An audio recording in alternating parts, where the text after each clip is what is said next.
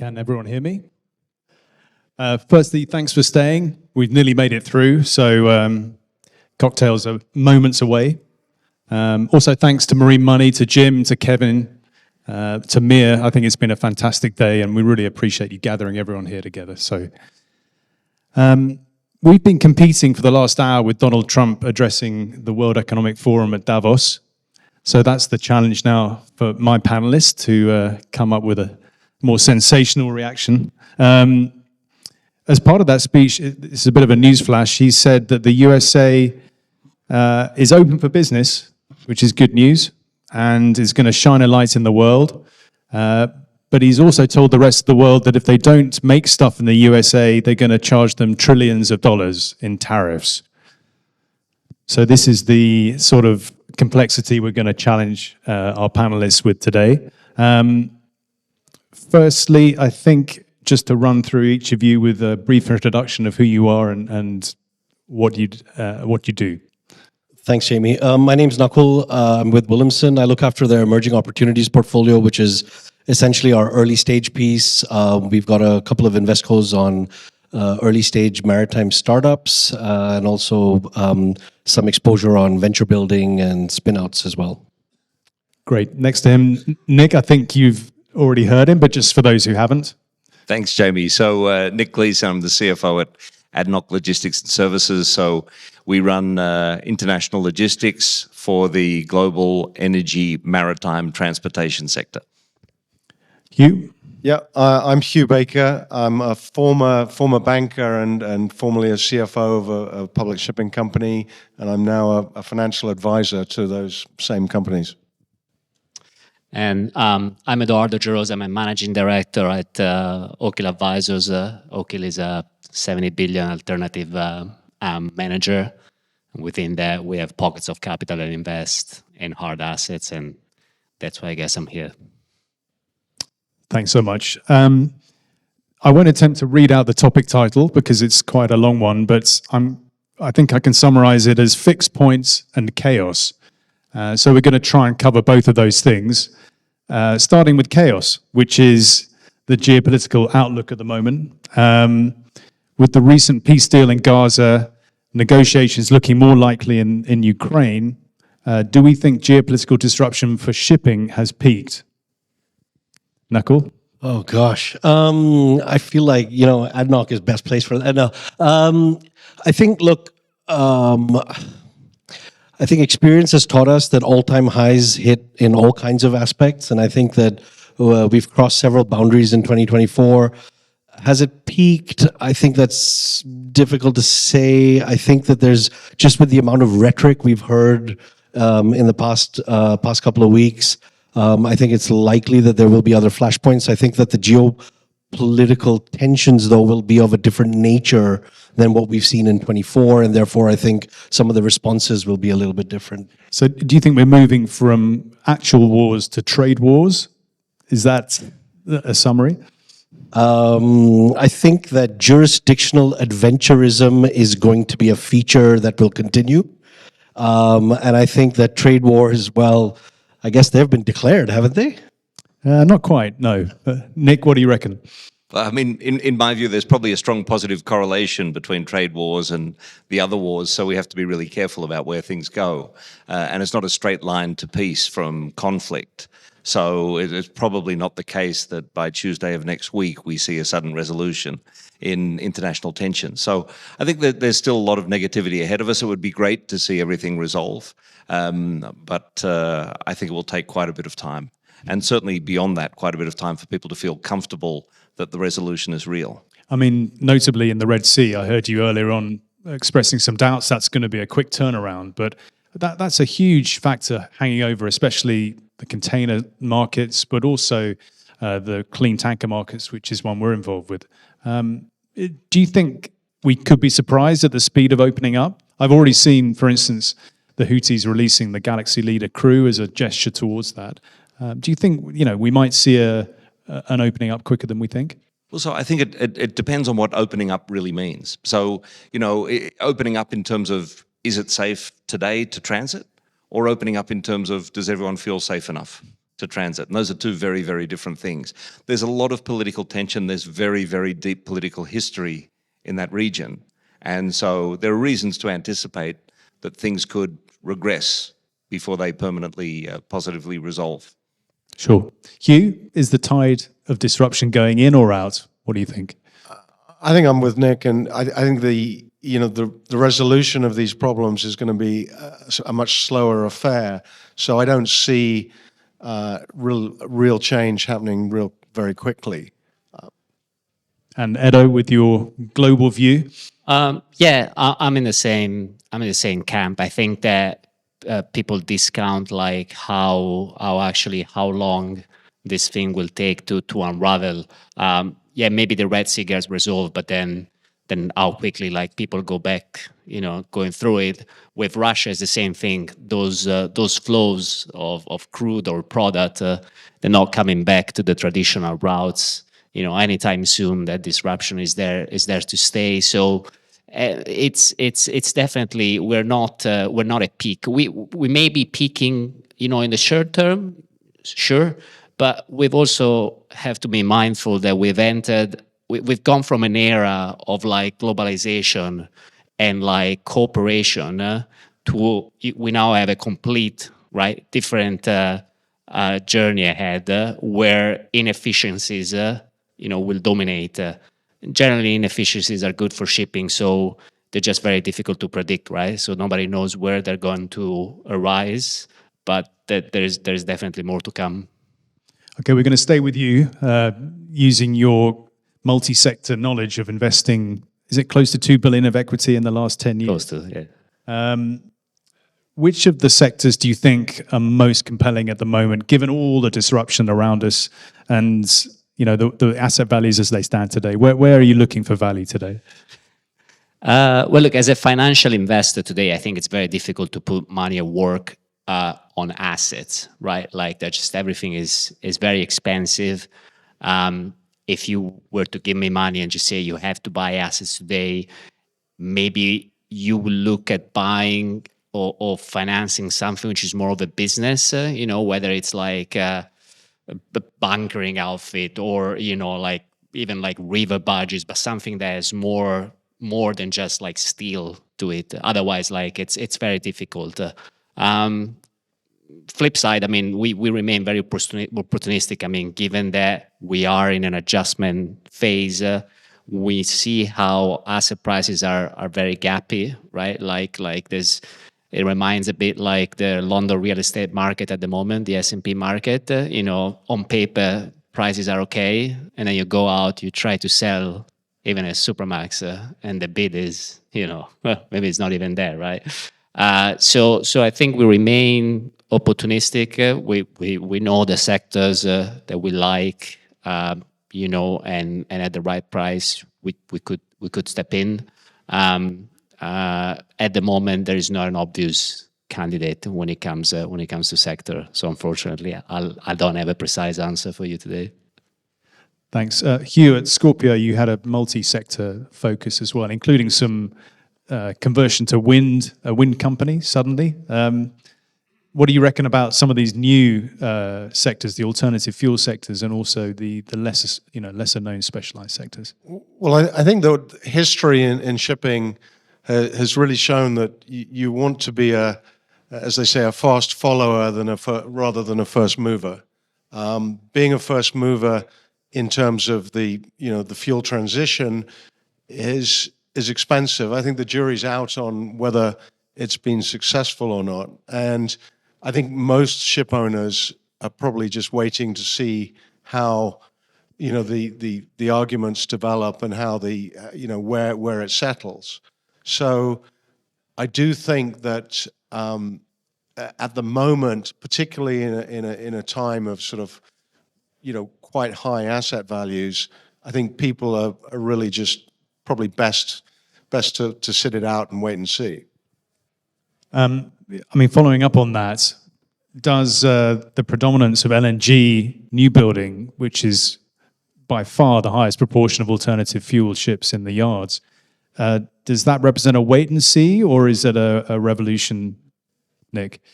So we think in terms of LNG as fuel, I think, we've probably gone beyond the tipping point now. There's been tremendous investment. The infrastructure is there. A large number of ship owners have already made the investment to be ready to use LNG as fuel. And I think that means that it will be there for a long time to come. And the nature of those investments pay back over a very long period of time. And the vessels have been prepared to take the fuel, and the life of those vessels is a long period of time. So I expect that LNG bunkering will be highly successful and will be long-lasting. Across all sectors, or focused on the more liner type sectors? Yeah, I think focused on the higher value assets and the energy transportation assets. Sure. Luca, you've had experience in the engine room, if you like, of actual ships. What's your view on the alternative fuels to come? So I think there's been a lot of discussions around the complexity of some of those alternative fuels. I think at the starting point, I think one of the things we need to understand is that with alternative fuels, we're moving away from a risk perspective, we're moving away from spills, we're going to plumes.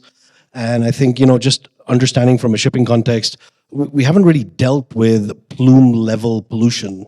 And I think, that brings a whole different aspect of risk that needs to be addressed. I think some realities around, look, obviously there's elements around the actual propulsive drives and how those are developing. I think LNG, apart from the infrastructure prevalence, I think it's a fuel of comfort. It's more familiar as compared to some of the others.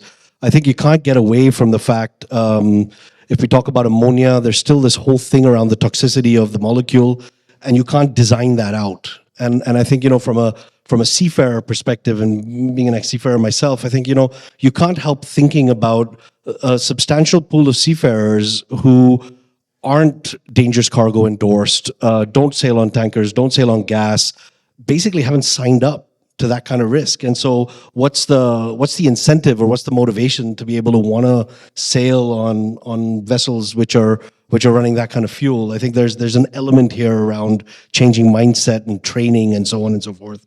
I think on the methanol side, some practicality elements. You can't see a methanol fire. And so, we don't even have safety gear to be able to deal with a methanol fire, to detect a methanol fire, to be able to put out a methanol fire. So I think there's some really grassroots basic safety elements that need to be a lot more prevalent. It isn't just about large port infrastructure. It's about actually getting stuff sorted on the ships so that they're safe, that we have to take cognizance of. Saying that, I think the absolute other side of it is that we've seen that it is possible. I think a lot of the statements out there are on ammonia bunkering or methanol examples and so on and so forth are demos. I think if I was to use an analogy, and I think the demos show that it is possible. I think the green corridors that have been set up are going to be really important frameworks to be able to progress some of these alternative fuels to try to increase scale. But I'm in agreement. I think LNG is here to stay for a long while, and I think that we'll start to see increasing numbers of new builds with the other more exotic fuels. But taking over LNG, more than 5 years. So you mentioned motivation for seafarers and motivation generally for developing these new propulsions, and it's money, isn't it? I mean, that's profit is the ultimate motivation. Marine money is evidence of that, and all of us here, I think, can agree on that. But Nick, how do you balance compliance with profit in this new era? And what are the technologies that are going to help the profit side of the equation? So profitability is corporate sustainability, right?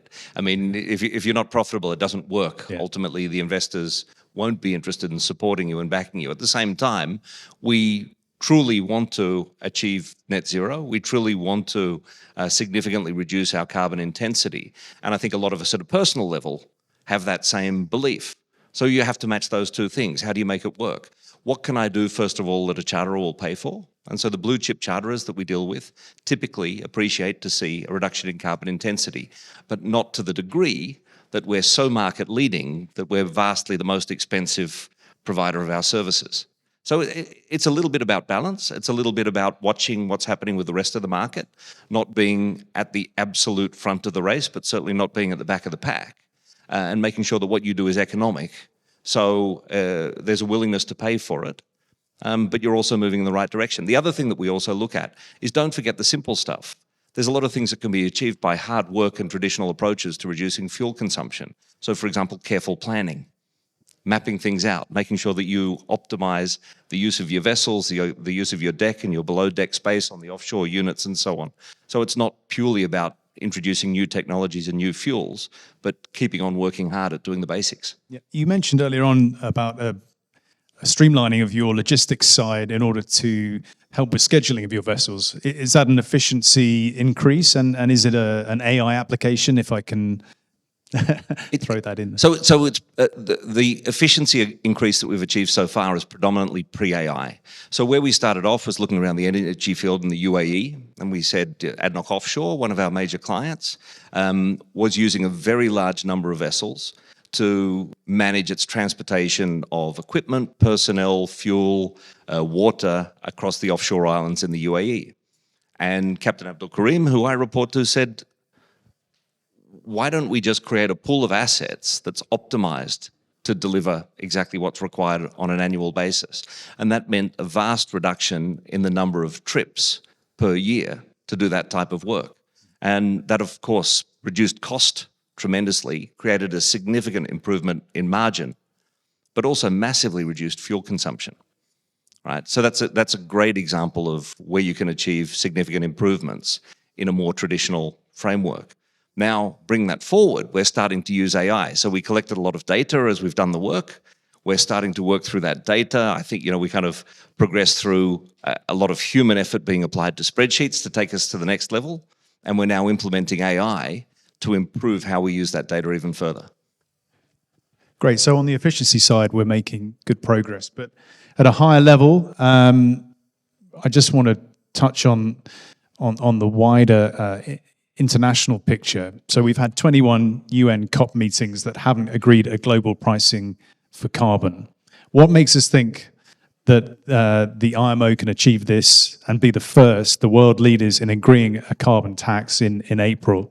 Because shipping has been seen as a laggard, but can it really be the global leader in agreeing a carbon pricing? Hugh, what do you reckon?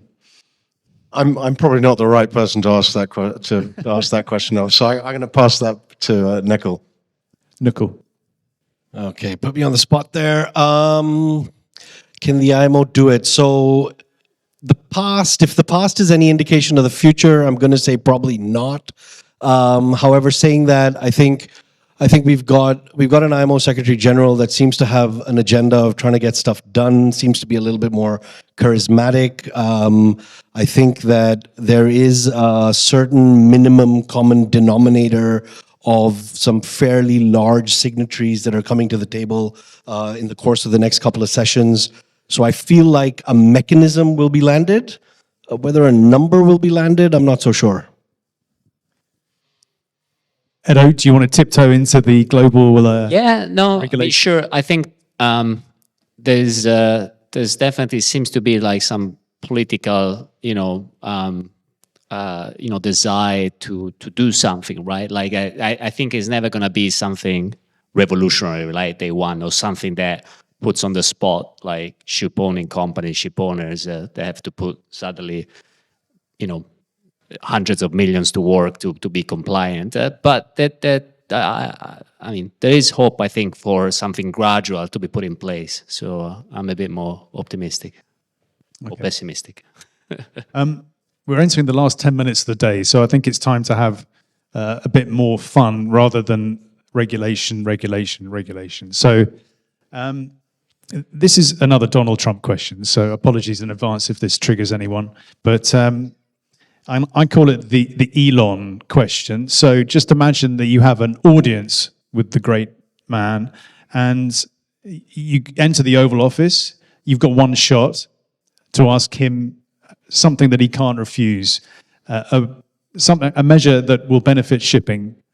You can bring him a gift, maybe a Big Mac or a set of golf clubs to sweeten the pie. But what would you entertain Donald Trump with and benefit your book in shipping? Hugh. Well, I think the one thing that Donald Trump really motivates him is tariffs and trade, and he is always complaining that America's trading partners are not buying enough American products and not paying for enough American products. And I think the low-hanging fruit here is that I think we all expect the US to export a hell of a lot more LNG in the next 5 years.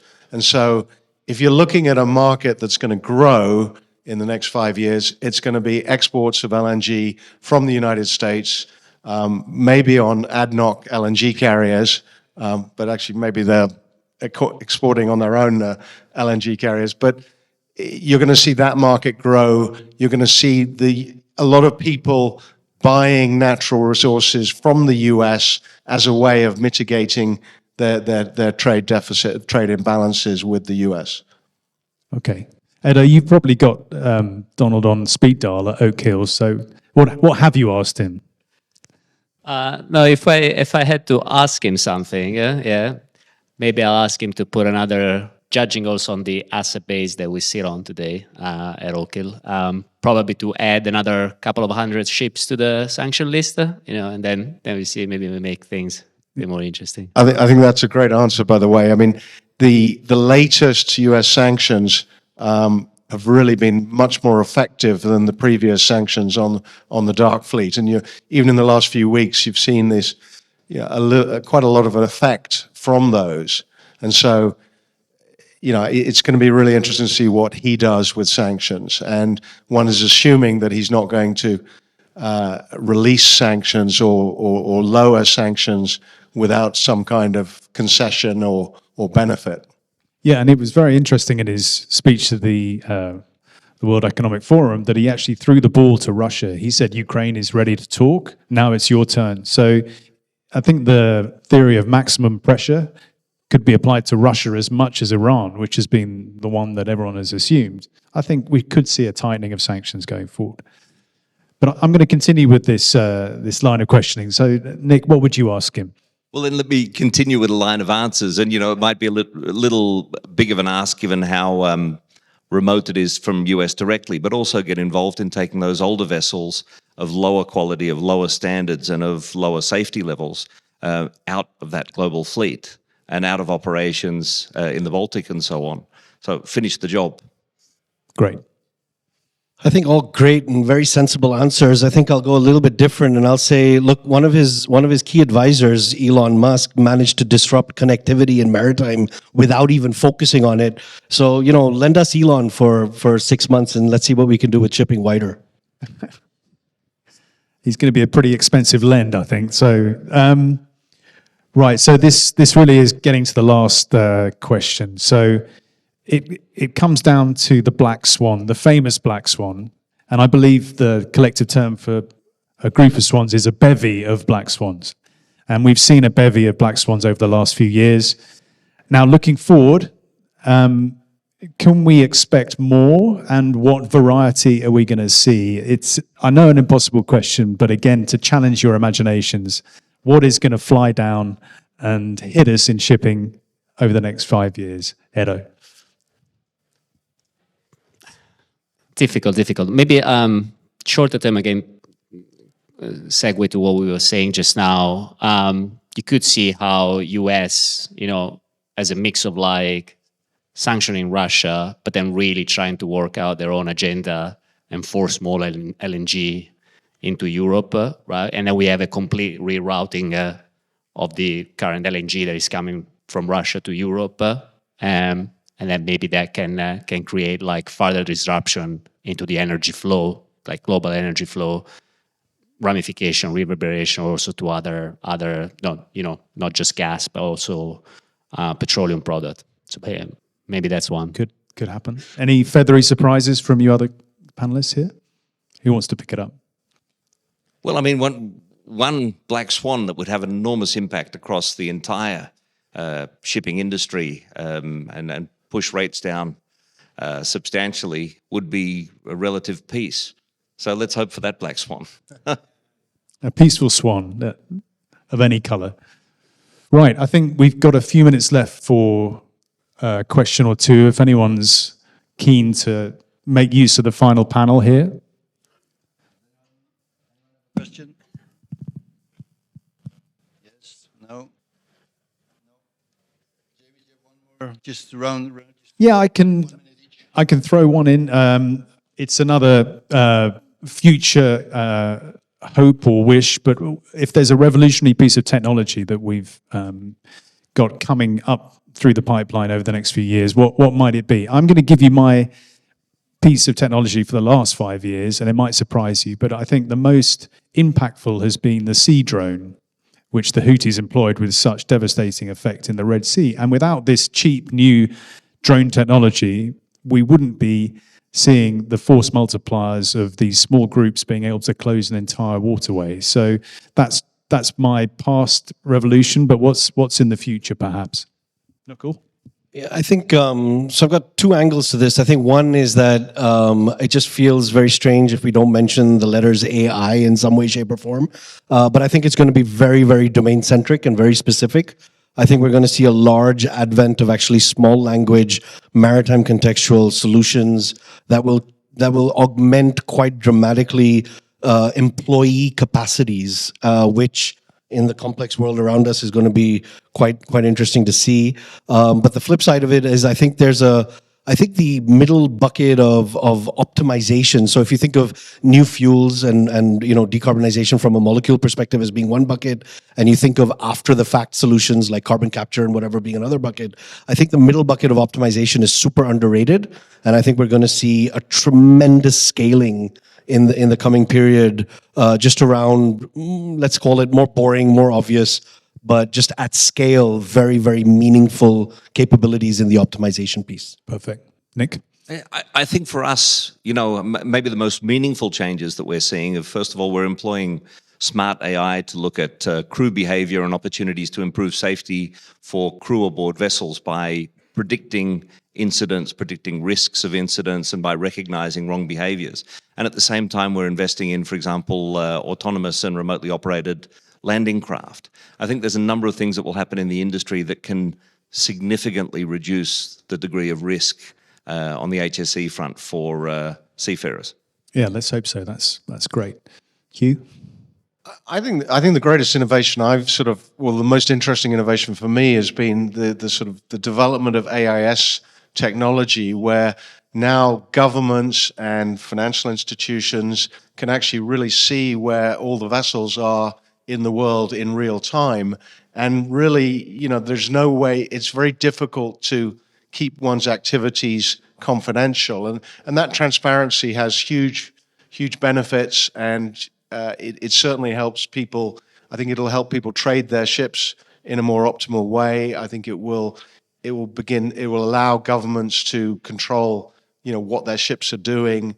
And I think it's it really is an interesting frontier of technology. But it's a technology that exists, but I think it's only now that people are actually using it properly. And do you think the further developments of AIS, but also satellite imagery, will make the dark fleet an impossible concept going forward if it's aligned to global measures to get rid of that menace?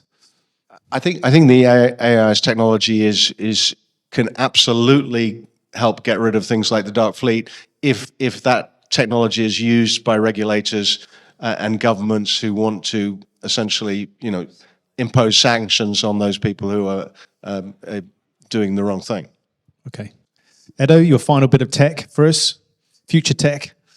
I don't see, again, I'm not in the weeds as probably you guys are, like looking at things from 3,000 feet above. I mean, I probably would say just making the existing technologies more efficient, the availability of the existing of the new fuel just easier, even for smaller sizes, right? Because when we talk about LNG and everything, we're forgetting that we have an enormous number of ships, the smaller size, for which the technology today is a little bit less applicable, and the whole infrastructure is, more difficult or absent. So I think that's probably going to be maybe not a revolution, but definitely a significant change.